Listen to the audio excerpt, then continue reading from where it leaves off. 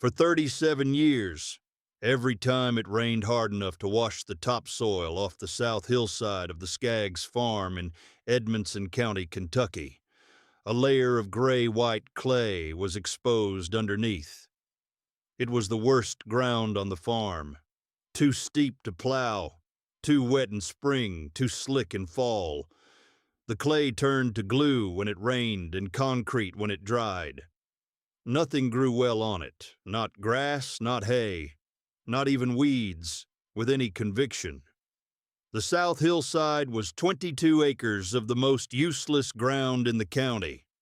Nolan Skaggs' neighbor, a man named Darrell Coomer, who farmed 400 acres of good limestone bottomland on the other side of the ridge, had been commenting on the south hillside since 1968, when Nolan took over the 160-acre farm from his father. "That clay bank of yours is the sorriest piece of ground in Edmonson County. You couldn't grow a fence post on it. If I owned that hillside, I'd pretend it wasn't there." Nolan had been pretending it wasn't there for most of his farming life. He focused on the 138 acres that actually produced corn, tobacco, hay, and a small cattle operation.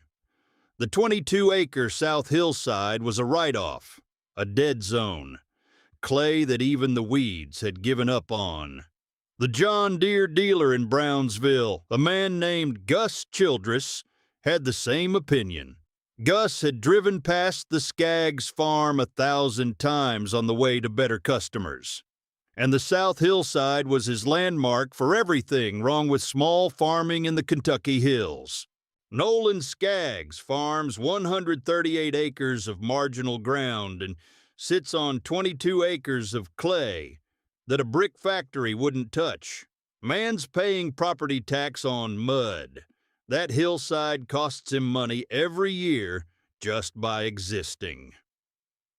Let me tell you about the clay, because what Darrell called worthless and Gus called mud was something far more remarkable than either of them imagined. And the man who recognized it drove 300 miles to dig it out of the ground.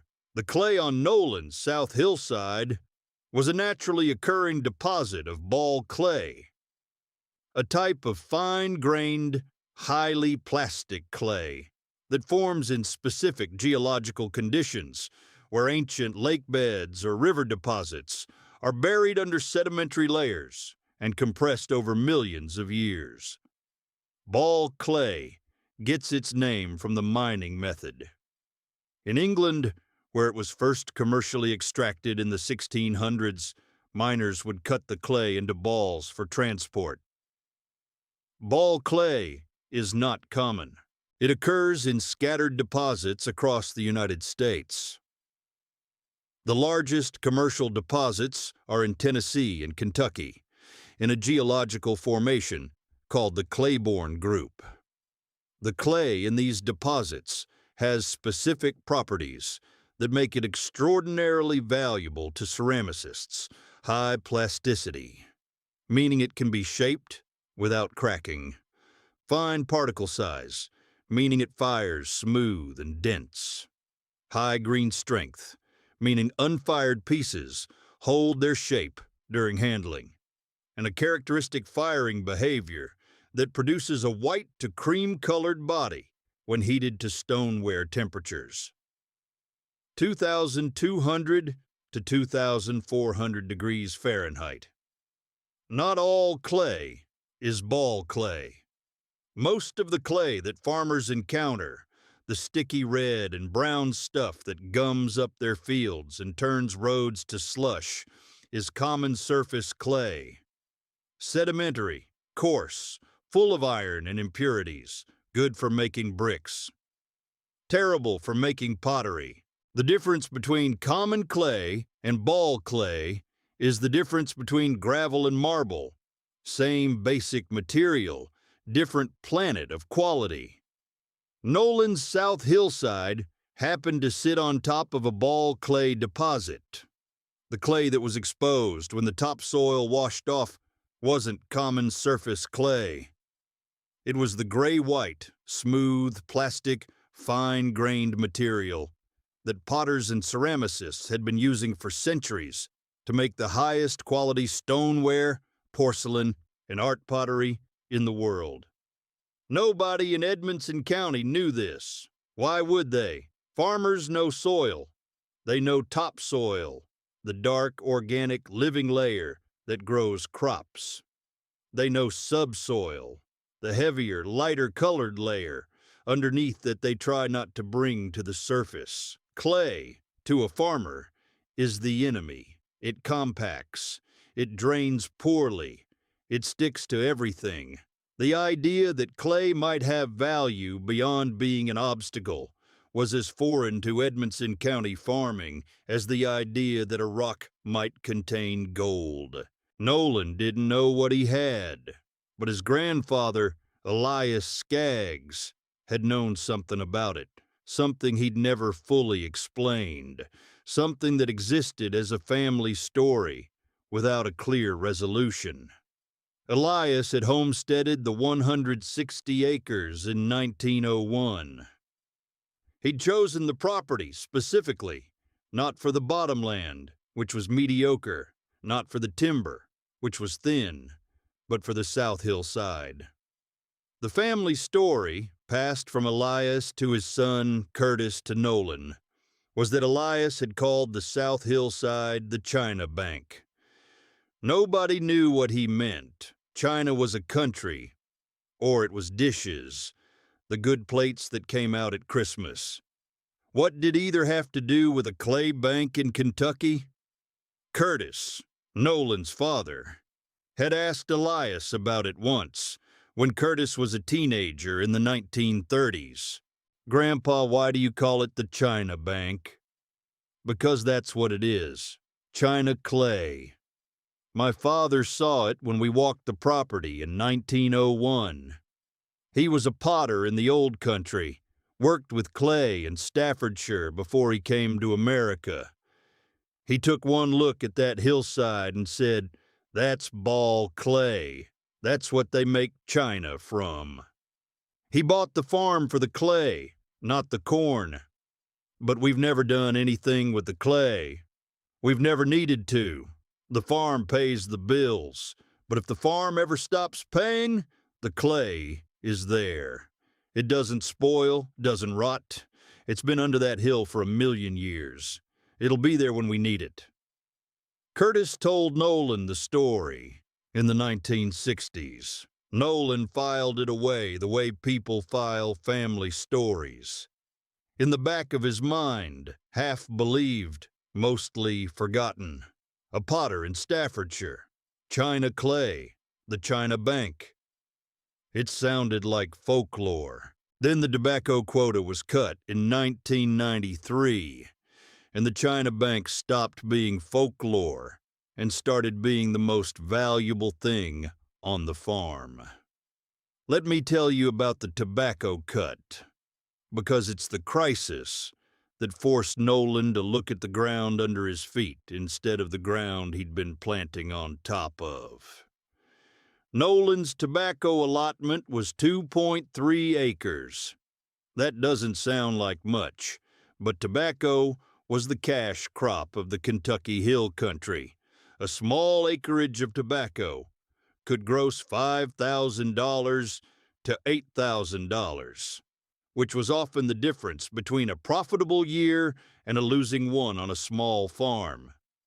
Nolan's tobacco income was approximately $6,500 per year, 40% of his total farm revenue. In 1993, the federal tobacco program cut quotas across Kentucky. Nolan's allotment was reduced from 2.3 acres to 1.4 acres. His tobacco income dropped from $6,500 to approximately $3,900, a $2,600 loss. On a farm that netted $16,000 in a good year, $2,600 was the margin between making it and not making it. Nolan couldn't replace the income, His cropland was already in full production. His cattle herd was at capacity for his pasture. His hay operation was selling every bale. There was nothing left to expand, unless he could find a way to make money from the 22 acres he'd been ignoring for 25 years. He remembered the China Bank.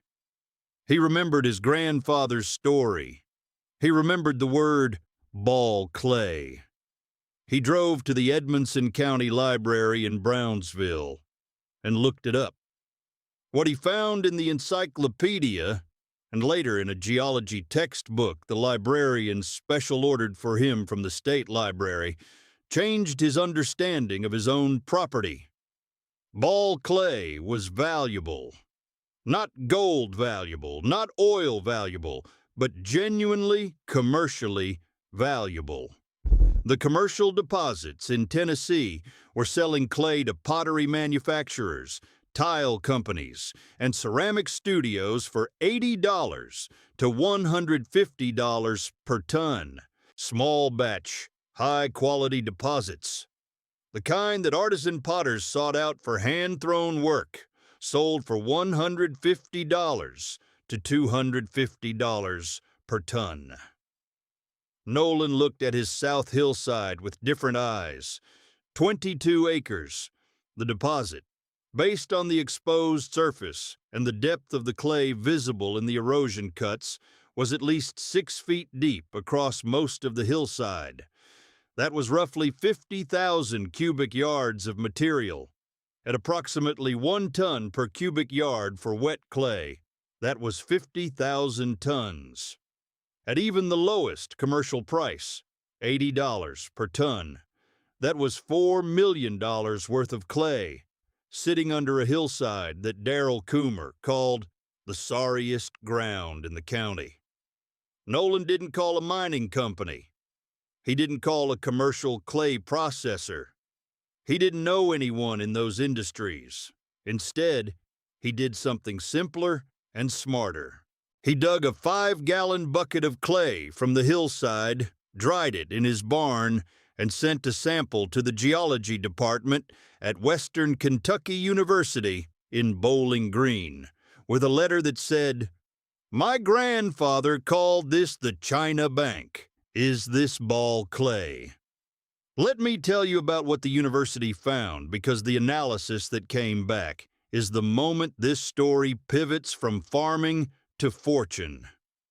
The geology department forwarded Nolan's sample to Dr. Kenneth Barker, a ceramics geologist who specialized in clay mineralogy. Dr. Barker analyzed the sample using X-ray diffraction to determine the mineral composition and particle size distribution. The results were exceptional. The Skaggs clay was approximately 70% kaolinite, the primary mineral in high-quality ball clay, with 15% elite, 10% quartz, and 5% organic material. The particle size was extremely fine. 80% of particles were below 2 microns, which was finer than most commercial ball clay deposits in Tennessee. The plasticity index was 28, well above the 20 that most potters considered the threshold for premium working quality. The fired color at cone 10, approximately 2,350 degrees Fahrenheit, was a clean cream white, with no iron staining. Dr. Barker called Nolan 2 weeks after receiving the sample. "Mr. Skaggs, your clay is not just ball clay. It's exceptionally high-quality ball clay. The particle size distribution and plasticity are in the top 5% of any deposit I've analyzed in the Southeast. This material would be classified as premium grade for artisan ceramics." What's it worth? The commercial Tennessee deposits sell at $100 to $150 per ton in bulk. But material of this quality, sold in small batches, directly to potters and ceramic studios, can bring $180 to $250 per ton, maybe more, depending on the market. I've got 22 acres of it, at least 6 feet deep. Dr. Barker was quiet for a moment. That's a significant deposit, if the quality is consistent across the acreage, and I'd recommend a proper geological survey to confirm that. You're sitting on a very valuable resource. The geological survey cost $1,200. Nolan paid it from his savings. The same savings that had been stretched to the breaking point by the tobacco cut. A surveyor from Bowling Green drove to the farm, drilled 12 test cores across the south hillside, and mapped the deposit. The clay was consistent, 6 to 9 feet deep across 18 of the 22 acres. The remaining 4 acres on the eastern edge had thinner deposits mixed with limestone fragments. The estimated total recoverable clay, approximately 45,000 tons of premium-grade ball clay. At $200 per ton, a conservative estimate for small-batch artisan-grade material, the deposit was worth approximately $9 million. $9 million. Under a hillside that a farmer had been apologizing for since 1968. Let me tell you about how the potter found Nolan, because the connection happened through Dr. Barker, and it brought a woman named Claire Hendricks from Asheville, North Carolina, to a clay bank in Edmonson County, Kentucky.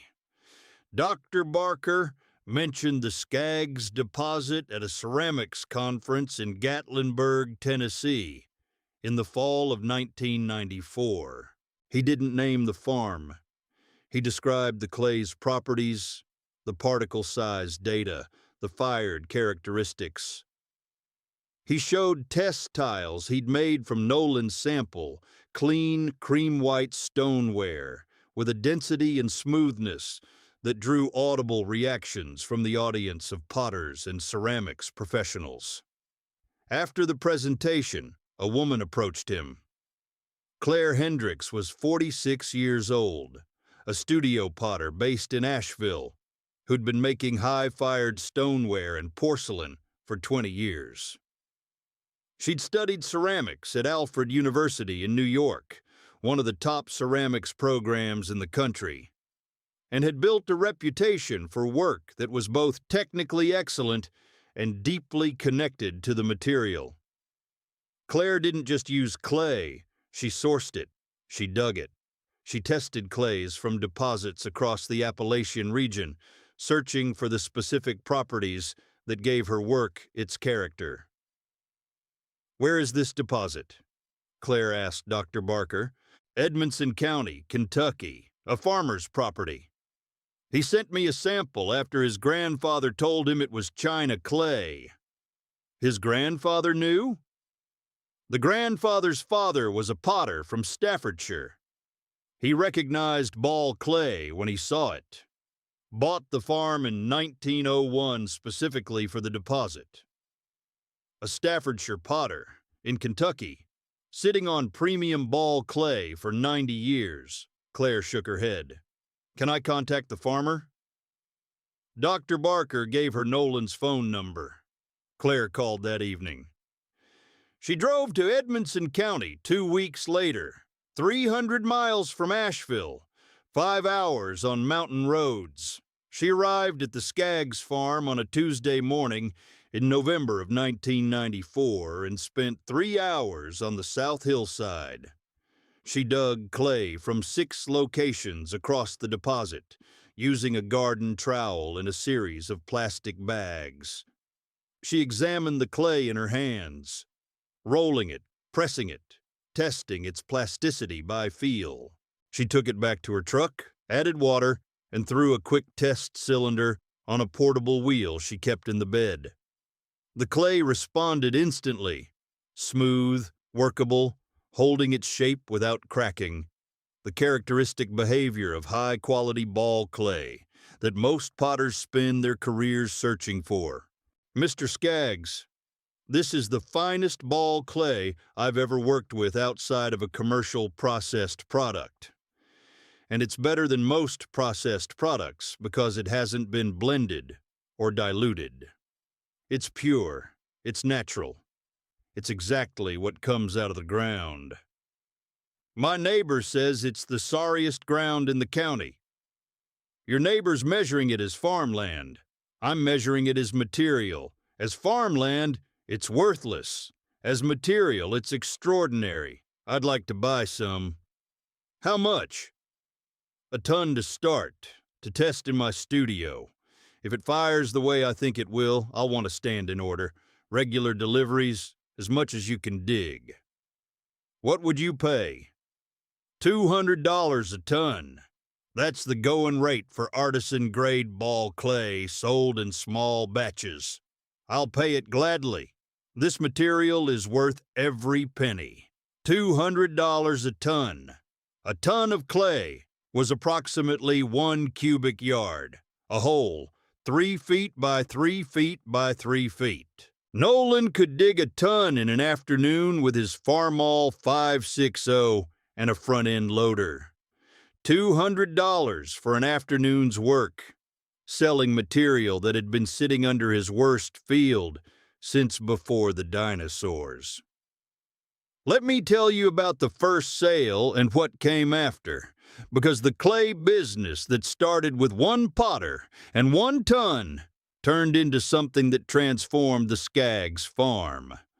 Nolan dug the first ton in December of 1994. He used his Farmall 560 with the loader bucket, scooping clay from the exposed face of the deposit where erosion had already done most of the overburden removal. He loaded it into his pickup. Wet clay weighs about 2,000 pounds per cubic yard, and realized immediately that he couldn't haul a ton of wet clay in a half-ton truck.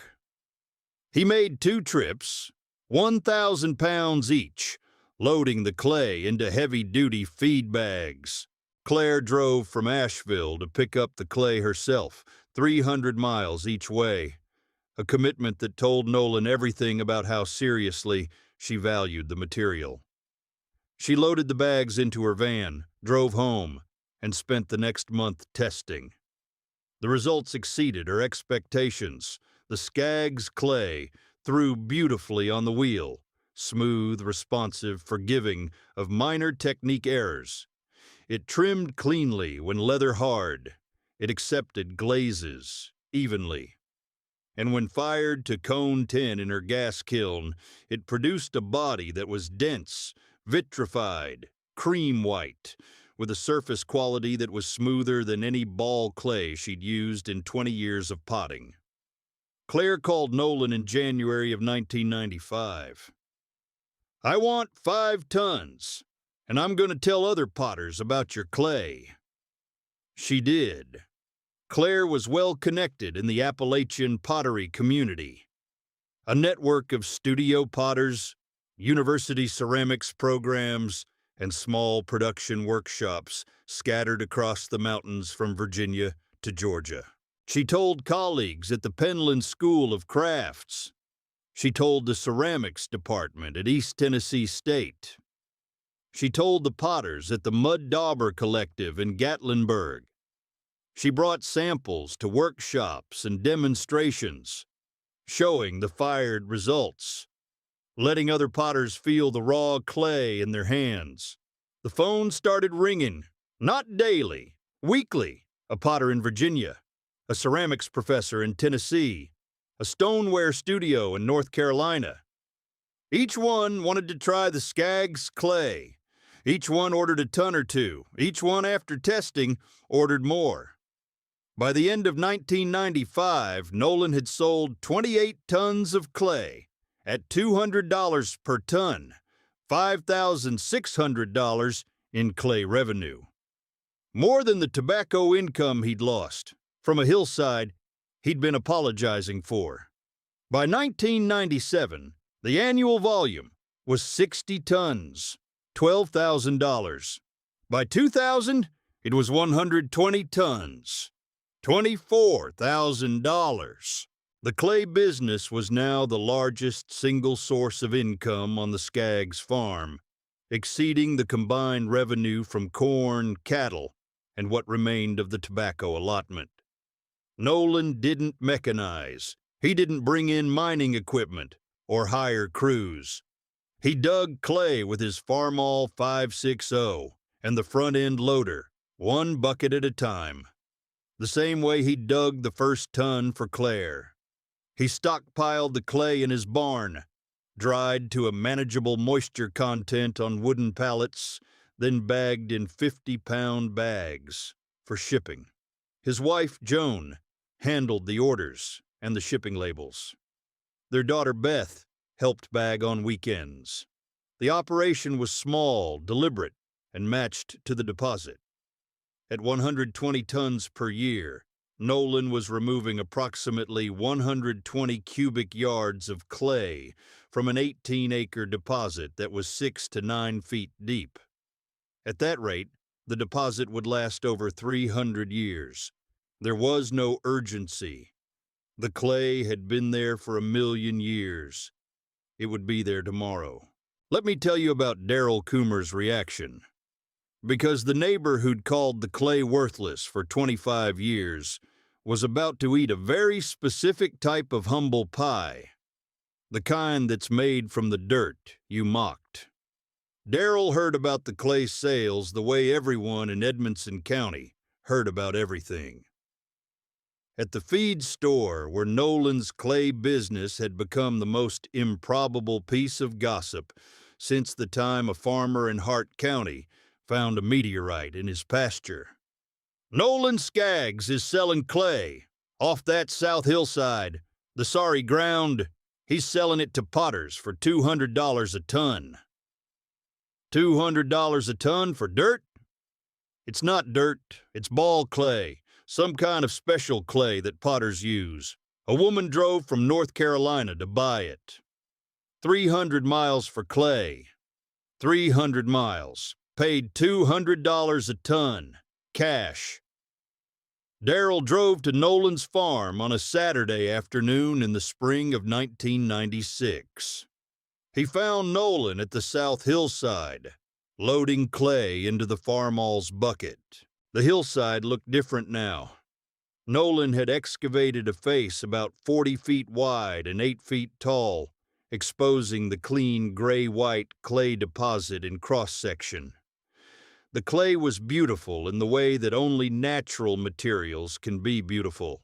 Smooth, uniform, the color of old ivory, streaked with thin, dark lines of organic material that marked ancient flood horizons. Darrell stood at the edge of the excavation and looked at the clay face. He'd been looking at this hillside for 28 years and seeing mud. Now he was looking at it and seeing money. Nolan, Darrell, $200 a ton. That's the price. For this clay right here. The same clay I've been looking at from my fence line since 1968.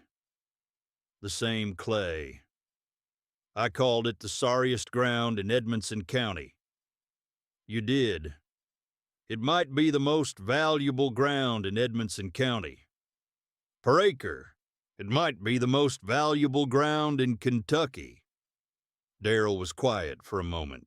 He picked up a piece of the clay from the excavation face and turned it in his hands. It was smooth, cool, dense. Nothing like the red-brown surface clay he dealt with on his own farm. It felt different. It looked different. It was different. And it had been sitting under that hillside for his entire life, waiting for someone to recognize what it was. Your grandfather knew, Darrell said. His father knew. The old man was a potter from England, Staffordshire. He saw this clay in 1901 and bought the farm because of it. A potter from Staffordshire in 1901, and nobody in this county, Not me, not Gus, not the extension agent, not anyone.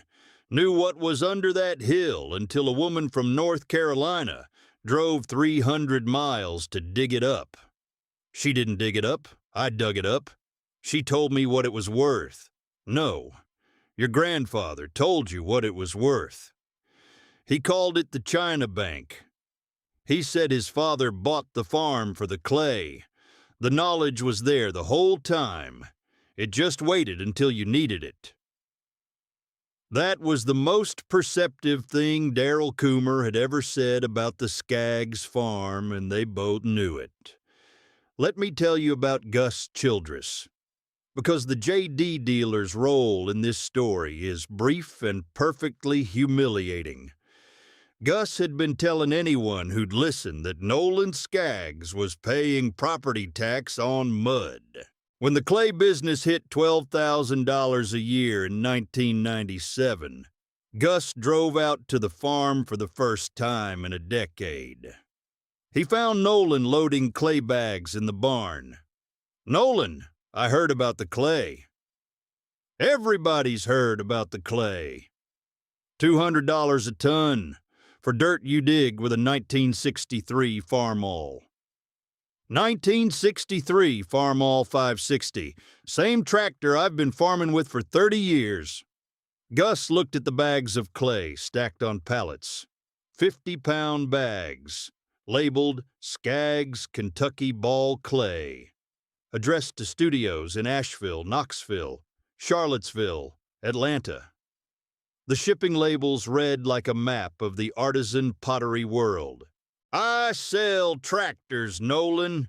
I sell equipment worth $40,000, $60,000, $80,000. And you're making more money per hour with a front-end loader bucket and a clay bank than any of my customers make per hour with the best equipment on my lot." "The equipment doesn't matter, Gus. The material matters. My tractor digs the clay. A $100,000 excavator would dig the same clay. The clay is the value, not the machine.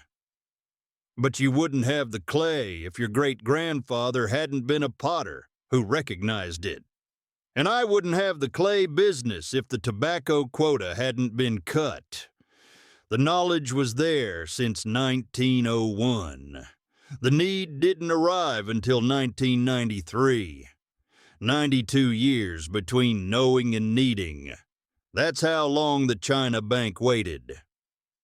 Gus didn't have a response. He drove back to Brownsville thinking about how many other farmers in Edmonson County might be sitting on deposits they didn't know about, resources hidden under bad ground, dismissed as worthless by men who measured land only by what it could grow on top. Let me tell you about how the clay changed the pottery world. Because the Skaggs clay didn't just save a farm, it created a movement. Claire Hendricks was the first potter to use Skaggs clay, but she wasn't the last. By 2000, over 40 studios and ceramics programs across the Southeast were ordering from Nolan. The clay had developed a reputation. Potters talked about it the way wine people talk about a specific vineyard. The Skaggs clay had terroir. It came from a specific place. It had specific properties. And the work made from it had a specific character that couldn't be replicated with commercial processed clay. The cream white firing color was distinctive. Warmer than porcelain, cooler than standard stoneware, with a surface that took glazes in unique ways.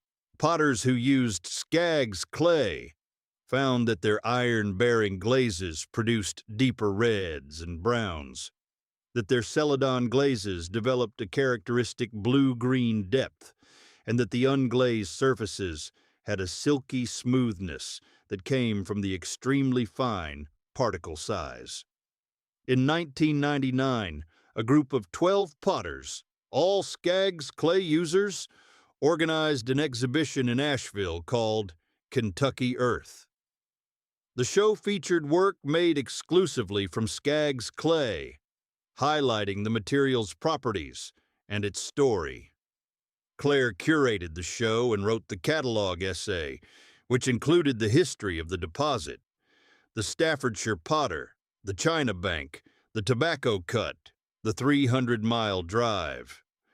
The show was reviewed in Ceramics Monthly, the most widely read publication in the American pottery world. The review called the Skaggs clay a material of exceptional quality, with a backstory that reads like a parable about hidden value, and noted that the work in this exhibition demonstrates that the source of the clay matters as much as the skill of the potter, a lesson that industrial ceramics has forgotten, but studio pottery is rediscovering. After the exhibition, Nolan's order volume doubled. By 2002, he was selling 180 tons per year, $36,000 in clay revenue. Combined with his farming income, his total annual revenue exceeded $52,000, the most the Skaggs farm had ever produced, and more than Darrell Coomer's 400-acre operation was netting after equipment payments and chemical costs. Let me tell you about the moment that completed the circle, because it happened in 2001, and it's the scene this story has been building toward. In the fall of 2001, Claire Hendricks drove to the Skaggs farm for her annual clay pickup. She still came herself, every year, 300 miles each way. She'd been buying Skaggs clay for 7 years. It was the primary material in her studio.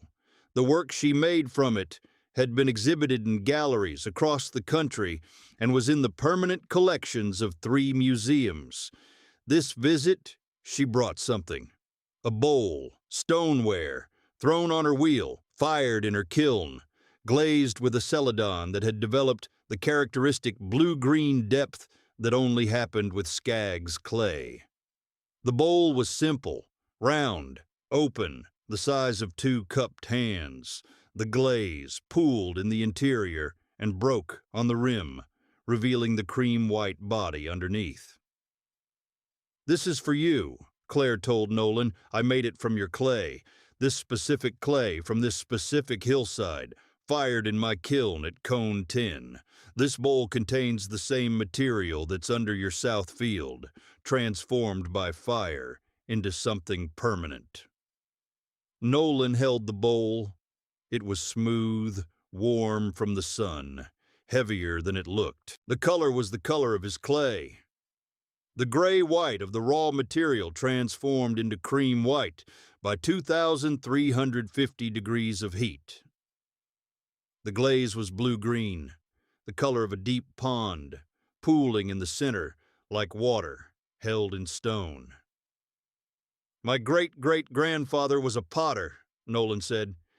"He came from Staffordshire. He worked with clay his whole life.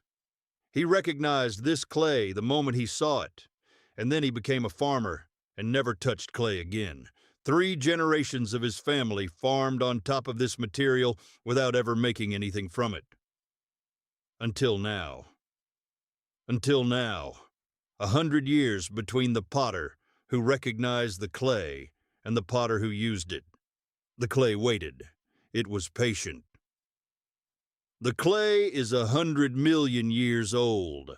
100 years of waiting is nothing to a deposit that formed before the Appalachian Mountains were finished rising." Nolan set the bowl on his kitchen table. It sat beside the salt and pepper shakers and the sugar bowl that Joan had bought at the dollar store in Brownsville.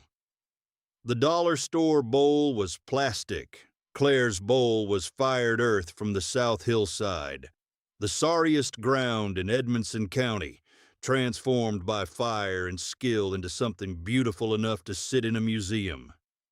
"The China Bank," Nolan said quietly. "That's what my grandfather called it, the China Bank." He was right. He was exactly right. Let me tell you how this ends. Nolan Skaggs, dug and sold clay from the South Hillside until 2004 when he was 62. His daughter Beth took over the operation. She expanded the clay business to 220 tons per year, $44,000 in annual revenue, while continuing to farm the 138 acres of cropland and pasture. Beth also learned to throw pottery herself, taking classes at Western Kentucky University's ceramics program. She makes bowls and mugs from Skaggs clay and sells them at farmers markets in Bowling Green and Nashville alongside the raw clay bags. The finished pieces sell for $30 to $80 each. Clay that costs $5 per bag, transformed into objects worth 10 to 15 times as much. The deposit has barely been touched. In 10 years of digging, Nolan removed approximately 1,000 tons, less than 3% of the estimated 45,000-ton deposit. At the current rate of extraction, the clay will last another 200 years. The China Bank is patient. Claire Hendricks still drives 300 miles to buy Skaggs clay. She's been doing it for 10 years. She says the drive is part of the process. The 5 hours on mountain roads, the arrival at the farm, the loading of the bags, the connection between the potter and the ground. She uses no other clay for her stoneware. She hasn't since 1995. Daryl Coomer retired in 2002. He sold his 400 acres. The good limestone bottomland, the productive ground, the acreage that everyone agreed was the best in the county, for $1,800 per acre. $720,000 total. The Skaggs South Hillside, at clay value, is worth approximately $500 per acre in mineral rights alone, more than Daryl's good bottomland, if you count what's under the surface instead of what's on top of it. Gus Childress closed his dealership in 2001. The farm crisis had thinned his customer base, and the consolidation of agriculture in Kentucky had pushed the remaining farms toward larger dealers in Bowling Green and Glasgow, the Farmall 5-6. Oh, that Gus had dismissed as a museum piece is still digging clay on the South Hillside, earning more per hour than any tractor Gus ever sold. The bowl Claire made for Nolan still sits on the kitchen table. Beth's children eat cereal out of it. They don't know it's art. They don't know it's worth $300 on a gallery wall. They just know it's the bowl from the hillside, the blue-green bowl that a lady from North Carolina made from the dirt that grows nothing but is worth everything. Let me ask you something. What's under your worst ground? Not literally, though maybe literally too.